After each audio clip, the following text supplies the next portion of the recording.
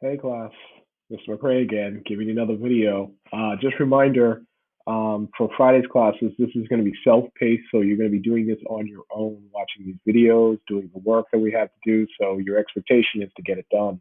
So don't just sit there and do nothing the whole time, because their exit ticket is due before the next class. So make sure you're getting it done. Okay. So today is part two of scientific notation. So we're going to talk about the harder problems here.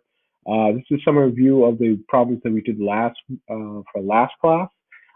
Basically, we have multiplication here, and we're going to be using those rules of scientific notation: the multiplication rule, the power rule, and the quotient rule.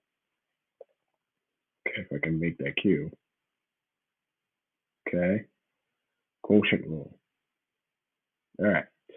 So let's do this first problem and get this done. And then, like I said, we'll let you guys go and get you some work done. All right. So we have 3.76 times 10 to the power of 2, 8 times 10 to the power of 2. So we have to multiply all this information together. So you can do this on your calculator if you want.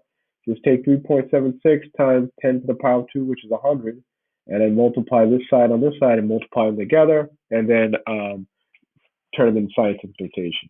Okay. So you could do that. Or you could do it our way, where basically you take your 3.76. I don't know if I can get this thing rolling here. Pixel control.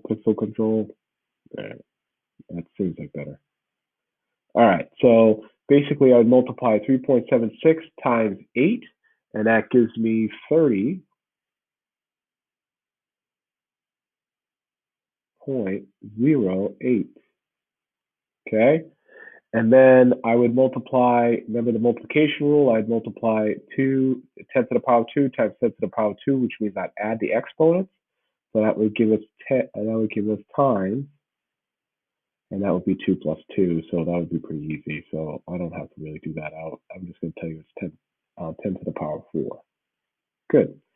So, are we done? Is the question. No, okay? Because remember, standard scientific notation is basically moving the decimal place between the first two numbers in the series. Okay, so we have to put the decimal place over here. So again, we're just basically going to move that one thing over right here. Okay, so we just got to add 1 to that exponent. So our new answer is going to be 3.008. Make sure it's just 8 here. There you go. Okay, and then we're going to do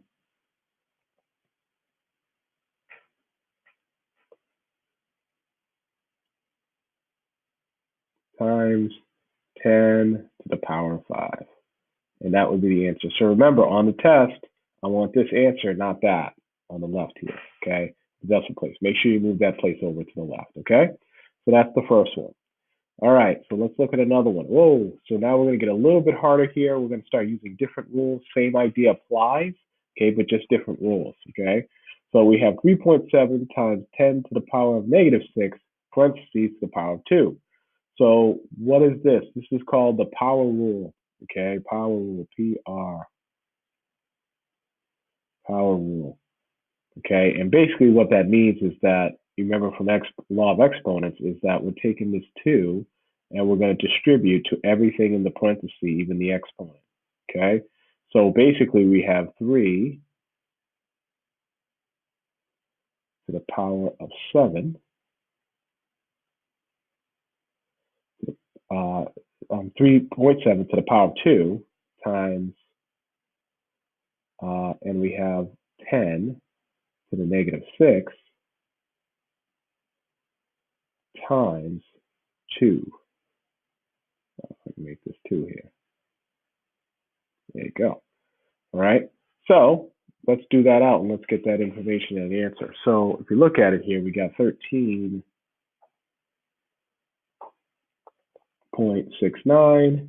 That's basically 3.7 times 3.7. And then we have, and then that would be 10 times 10, the base of 10,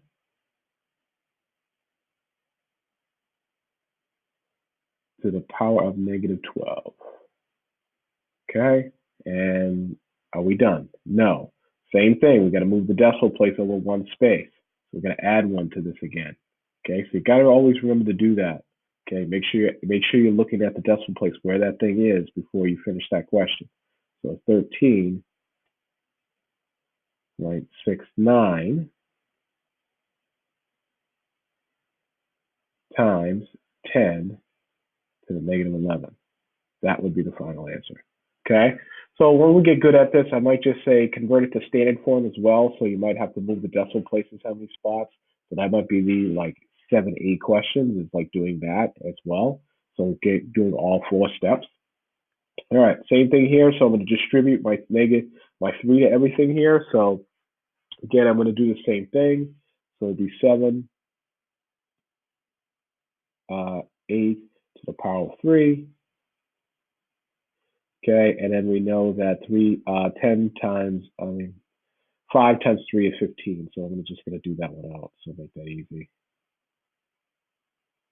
I just want you to see the fact that I'm doing 7.8 to the power of 3, which is basically that 7.8 times 7.8 times 7.8, which gives you a value of 7,455,2.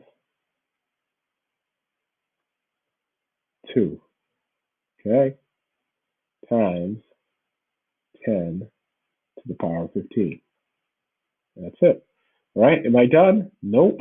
Still the same thing. I'm going to move the decimal place to the first between the first 2 numbers in the series. So again, it's going to go to the 7. So I'm going to move it 1, 2 spaces here. So sometimes you can move it 2 spaces than 1. So I got to add plus 2 to this equation to make it work. So our final answer should be this 4.7455 times 10 to the 17th. Okay, and that would be the correct answer to this right here. All right, so make sure that you're seeing that. Make sure you're moving your decimal place to get the correct answer. All right, and looking through it. All right, so let's try the next kind of problems that you're going to see. All right, so those are 2 of those power rule problems that you'll see.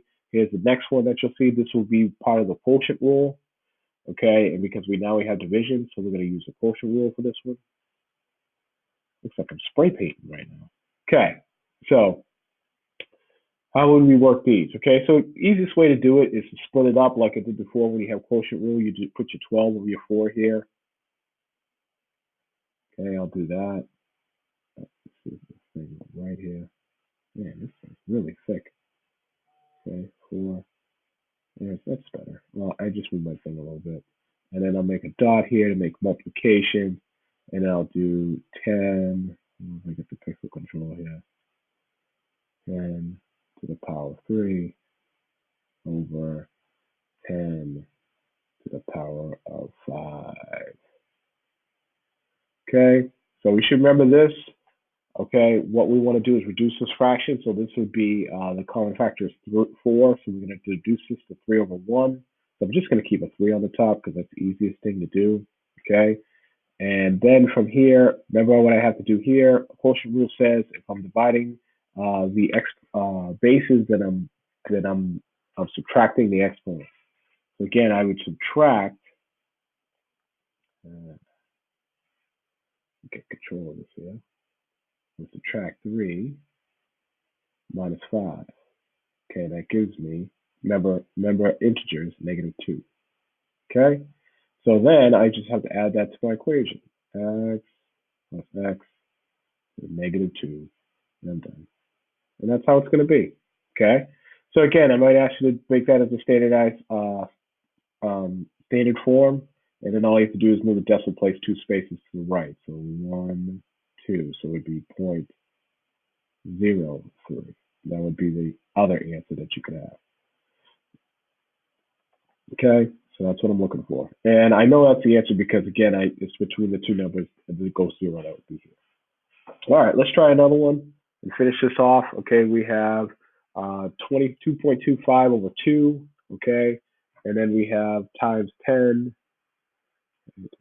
Hold on a second. I forgot I didn't do this one on the calculator. Ah, there it is. All right, cool. All right, so for this one, basically, split it up again like it just did. Okay, you can do that. It's the easiest way. I think it's the easiest way to do it. Some people don't like to do it that way. Okay, it's up to you. Times 2, okay, and then we multiply that as 10 to the power of 2 over 10 to the negative 6. Okay, so again, if we do the math here, that's 1.125. Okay, and that's basically I divided 2.25 by 2. Okay, and then the quotient rule tells me it's basically 2. Okay. Wow, look at that 2. That was terrible.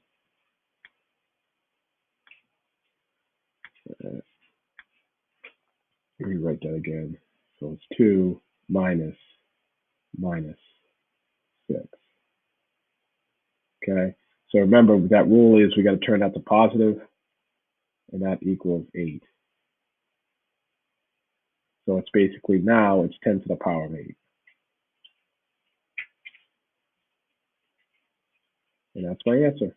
How do I know that's my answer? Because again, it's between the first two numbers, and that is the value that we need. So again, we might tell you to do it in standard form, but not right now.